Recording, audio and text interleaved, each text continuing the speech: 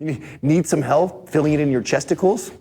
So we get questions all the time about feeling your chest when you do a bench press. Super common that people feel this in their shoulders and their tricep. And the reason why that is because of everything that we do. We do everything in front of us all day long. More than 80% of the population suffers from some sort of an upper cross syndrome where the shoulders are rounded forward, heads forward. So then when you naturally get under a bench press and you start to press, what's going to take over is the deltoids and the triceps. So we need to correct that and fix that, get you in good position in order for the chest to work. So let me show you what that looks like when you're pressing, what's happening. So if somebody has rounded shoulders and then they lie back on the bench to go do a press, then what ends up happening as they're pressing is their shoulders are rolled forward and they're feeling it all in their shoulders and in their tricep. And what they need to do is they need to take their shoulders, retract them all the way, and squeeze, depress the scapula. So I'm driving my shoulder blades like I'm trying to put them in my back pocket. Notice it creates this natural arch. So my low back is not on the bench, my butt is, and my upper back. And what that does is lifts my chest up, retracts my shoulders. Now when I press, I can press and get the chest activated. Now, a lot of times people have a hard time getting here. So we have some exercises that we will do with people to help get them to make that mental connection first before they get in there. One of them is getting down here on the foam roll. And why I like laying down on the foam roll is what it does is it naturally opens up the chest, and because it's just down my spine, it lets my gravity pulls down on the shoulder. So that if I just lay here, now my shoulders are retracted in that position I need to be in order to press. So just getting here and lying in that position. And then a lot of times, so if I have Sal or Justin come behind me and they actually resist my hands in a fly, what I'll do with a client is I'll have him here with like 5-pound dumbbells, and then I'll have them resist me.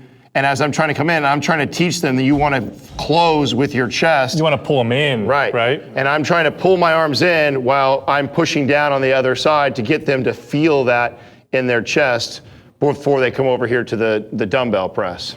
Absolutely. The other thing you want to look at when you're doing a bench press, and I'm going to use one of these sticks here to demo, is you got to understand the action of the chest. So when you're doing a press, a bench press, there's lots of muscles involved. The prime movers are the chest, the shoulders, and the triceps. Now the pectoralis muscles attach here in the sternum, and they come together and they attach here in the humerus. And the job of the pecs is to bring this part of my arm in towards the center of my body. So when I'm doing a press, the pecs are pulling in. The deltoids and triceps are doing something different. In particular, triceps are doing something very different. So one thing you could do is change the intention of the press. So when I'm down here in a bench press, one thing I can do is I can squeeze my hands inward. Yeah, he's driving I'm driving them inward the entire time I'm pressing. And that causes him to activate his chest as he comes down. Right, so although you may be watching and it looks like a normal bench press, I'm actually creating intrinsic tension by driving my hands in with on the bar. I'm not sliding on the bar, I'm just gripping, pushing them in, keeping my chest high, coming down, and pressing up. Now when you do this, you're going to have to go much lighter because you'll find that you can't lift as much weight, but simply creating this intrinsic tension is going to give you more chest activation in your bench press. Now something I never even thought about until Sal just did that, because I've never used that as a technique to help clients, and it makes total sense to do that. I would combine the two right there. I mean, take a bar, or you can use even a dowel bar like that, and lie on a foam roll where it's going to naturally drop the scapula back. Absolutely. And then squeeze inside like that while you do a press would be a great way to prime that chest. The other thing to consider is, really working on your shoulder mobility. If that's an issue, if that's where, it lies, like Adam was talking about, having your shoulders protracted, and that's where it sort of stops, and that's why you're feeling so much of your shoulder involvement in the lift. To really address that full on, we actually have something in our MAPS Prime Pro that I thought might be applicable to just do something simple like you would normally do for a shoulder stretch. But now I'm using a wall and I'm gonna reach up. I believe we call this like the high five stretch, right? You got it. I'm gonna go ahead and press my body weight into it, but the difference being now I'm not gonna use the wall anymore as a prop. I'm gonna intrinsically pull my arm off. So I'm gonna get to that end range passively.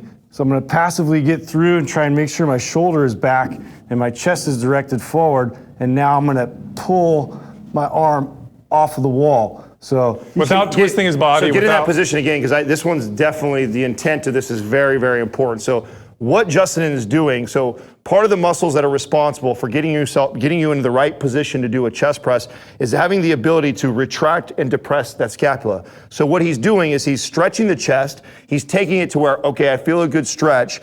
Now from there, he wants to take his hand and he wants to use the muscles back here to pull his hand off the wall.